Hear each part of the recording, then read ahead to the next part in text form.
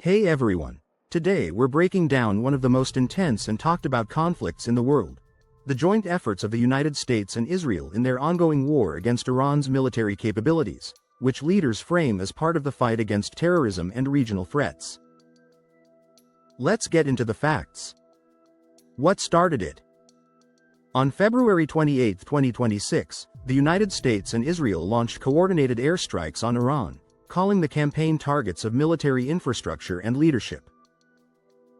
This joint military action, involving airstrikes, missiles, and other weapons, was stated by Washington and Jerusalem as necessary to counter Iran's nuclear and missile programs and to disrupt networks they call terrorist threats. The U.S. operation is often referred to as Operation Epic Fury. Why they say it's about terrorism?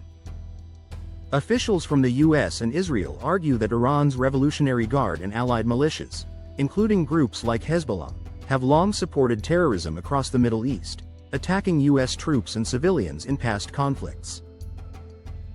From this perspective, these strikes are framed as preemptive moves to degrade hostile capabilities before they can be used in future attacks.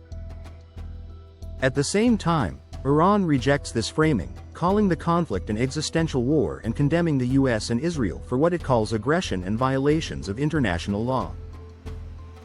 Crossed swords: what's happened so far? In just days after the initial strikes, the U.S. military reported thousands of targets hit across Iran, including key military sites like missile and air defense facilities, efforts they say weaken Iran's ability to project force regionally. Iran, however, has responded with missile and drone launches toward U.S. bases and cities in the Gulf, which the U.S. and Israel cite as further evidence of Tehran's support for asymmetric and terror-linked warfare.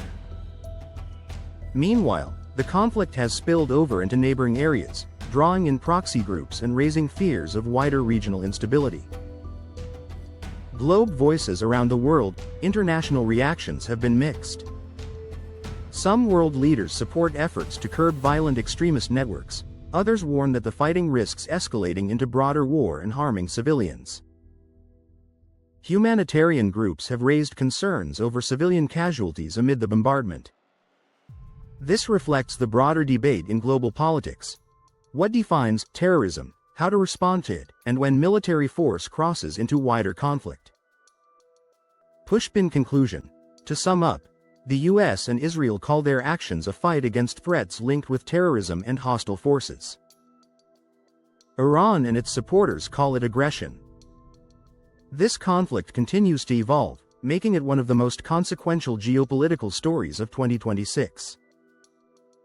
If you want updates on this topic, hit subscribe and let me know in the comments what aspect you want explained next.